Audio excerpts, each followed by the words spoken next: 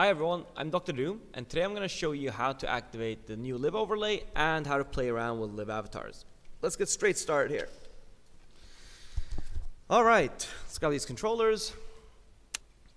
And here we go. We are now inside Beat Saber, one of the games that we support. And I'm going to hop straight in. So first things first, what we want to do here is we want to activate the LIV menu. I'm going to use one hand for the entire thing here, because that's all you need when you activate LIV. So you'll see that there's a little LIV icon on the bottom, and the little green laser pointer, which is the green LIV laser pointer. The laser pointer will be different compared to the in-game laser pointer, and it'll depend on both which headset you're wearing and also which game you're playing. So find the green laser pointer, hover over the LIV icon, and you'll see that the LIV menu opens up. I'm going to move this viewfinder just over there for now. We'll get into that in a little bit. Move that controller out of the way too. Alright, so this is the LIV menu. There's 3 tabs here: Avatar, Camera, and Viewfinder. We're going to start by talking about avatars. Click on the Avatar tab and you'll notice that there's a list of avatars available here. If you've read the rest of the guide, you'll know that in order to download these avatars, let me actually get this hand so my avatar doesn't look stupid. In order to get these avatars, you go on modelsaber.com, you download the avatars that you'd like, and then you drag and drop them into either the Viewfinder folder or the Viewfinder window that pops up when you launch LIV.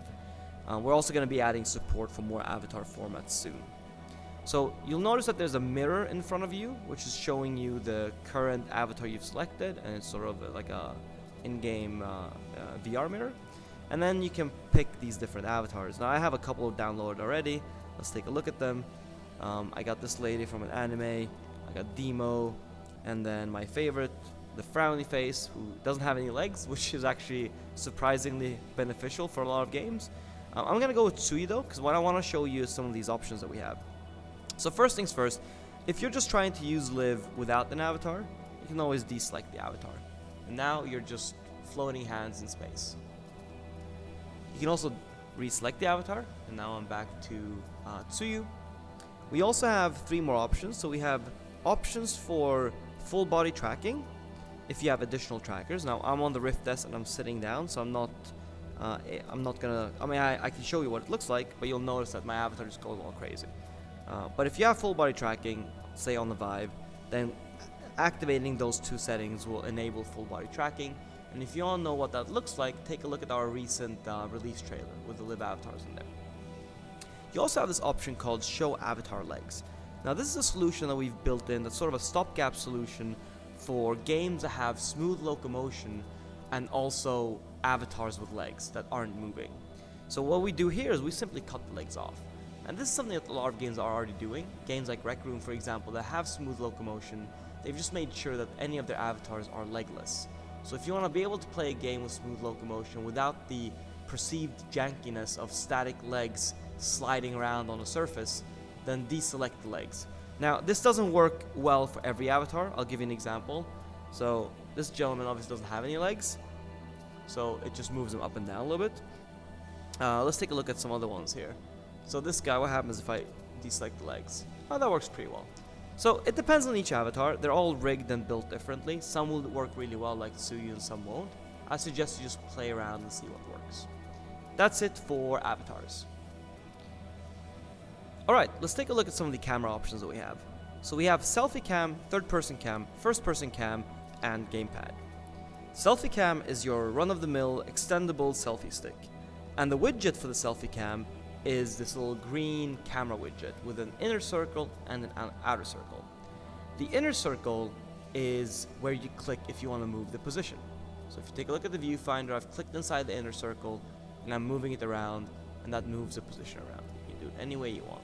You can also toss it away if you want. It has a bit of elasticity. The outer circle, if you click inside of it and move left and right, is what dictates the distance. So for example, let's say I want to go top right and I want to move all the way out. I would click the outer circle and move to the left with my hand. It's really easy to use, really intuitive. Let us know what you think about it. What else do we have here? Well, we are able to change the FOV and the velocity scale. The velocity scale is simply the speed at which the camera moves when you move it around. I'm going to put the camera behind me here to showcase the FOV impact. But what the FOV, or the vertical field of view, changes is the amount of gameplay you see in the camera by pseudo zooming out the view, or increasing the amount of pixels you see width-wise, essentially. So I'm gonna go kind of crazy to show you what this looks like. If you take a look here, you'll see that as I go further and further out, I'm basically zooming the game out and getting this wider shot. Now, there are sensible numbers that you want to play with here. For me, 70 is always the standard, but you can always play around with this and see what you like. And this updates in real time. Alright, let's take a look at third-person camera. So third-person camera, oh, actually, one more thing here. So I just put the camera behind me, and sometimes you'll notice that you'll put the camera somewhere, and let's say you don't have the viewfinder enabled, and you're like, where the hell did I put this camera? And you're looking around and you can't find it. Well, you'll notice that in the corner of my eye there, top left, there's a little green notification icon. And that icon is telling you simply that if you just follow that icon, try and like catch it with your eyes, you will eventually find the widget. Cool. Alright, let's take a look at third-person camera. So, activate third person, and you have a bunch of options here. But first things first, let's take a look at what this actually does to the viewfinder. You'll notice now that the camera is always behind me no matter how I'm rotating my head. So the camera's following me around like a Fortnite camera, over the shoulder, behind me. Now, there are some options here that you can play with. So take a look at the options here. Again, you can play with the FOV. I'm going to go down to a sensible 70 degrees. But you can also play with the distance. I'm going to click on this and look up so you can see what I'm doing.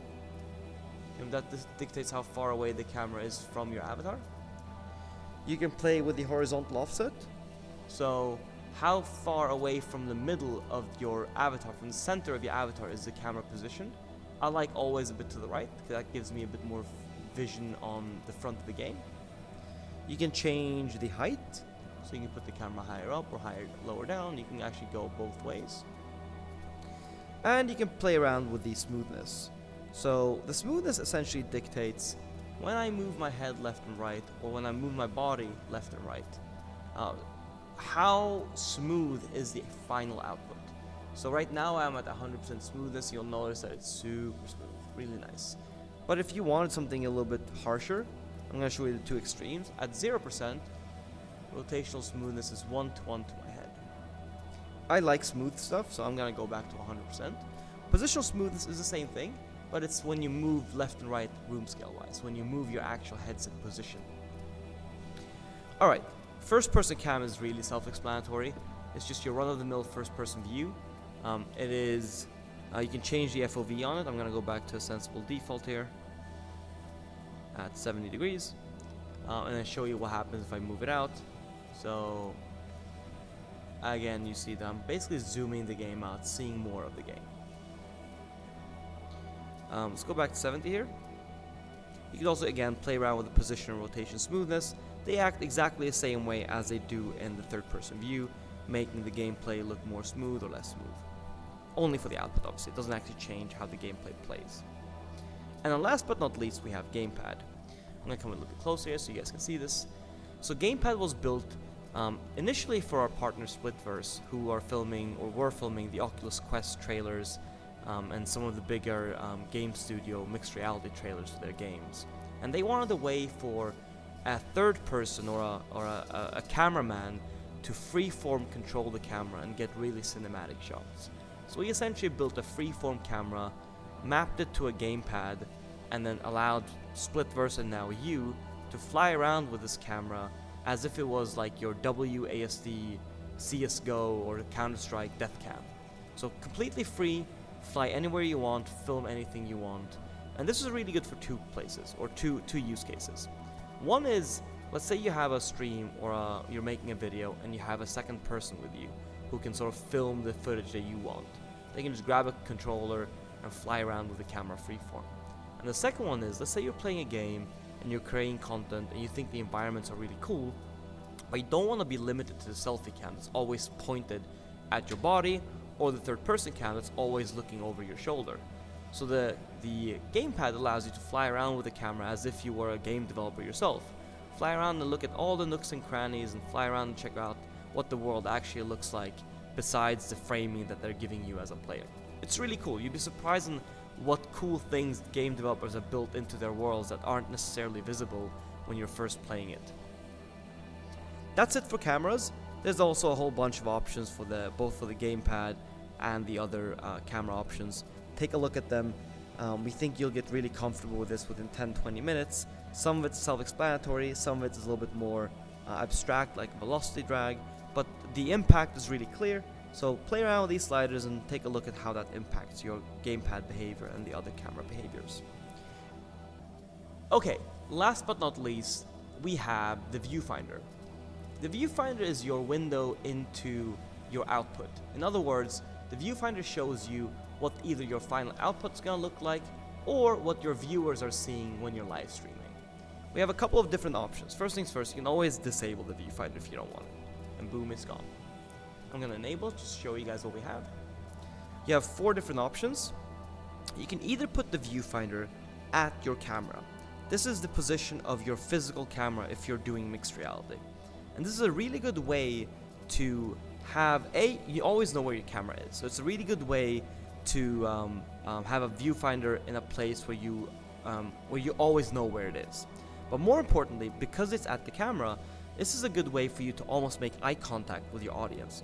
So when you're looking at your viewfinder and it's positioned at the camera, you're basically looking into the camera, either as your avatar or as yourself in mixed reality. If I click this now, nothing will happen though, because we don't have a camera activated right now. You can also put the viewfinder on your HUD, which is kind of like in the top right corner of your eyes. Think of it as like your Iron Man HUD, and it just follows your head around. And we're gonna add some smoothing options to this too, probably eventually. It's still pretty early days, but let us know how this works for you. We also have the ability to put your viewfinder on the wrist. This is very straightforward. Puts it on the left wrist. We're probably also gonna eventually let you put this on the right wrist. We'll see what the feedback is. Again, this is pretty early days for us still. And last but not least, we have World, which is how I use the viewfinder mainly. The World viewfinder is positioned anywhere you want and has the exact same behavior as a selfie cam in your camera settings. So inner circle moves the viewfinder around position-wise. Outer circle zooms or places it in and out, so further in or further out of your view. And the distance meter tells you how far away it is. Important to remember here, everything is done with a trigger. So there's one hand interaction and 1 button interaction for the entire LIV overlay system. I like to put my viewfinder up top because A, it reduces my neck strain. I used to have it on my hands all the time, and I would do this while I'm streaming, and I would find myself slouching over a lot. So by putting it up, usually it doesn't obstruct my game view. I can actually put it really far up, so I'm like this. It doesn't obstruct my game view at all, and it enforces good posture, which you'd be surprised how important it is. That is pretty much it. The options that we have for the viewfinder, let me put it on the wrist just so I can show you guys some more here. So you can change the size, you can make it really small or really big, or you can make it really opaque or really transparent, depending on what you prefer.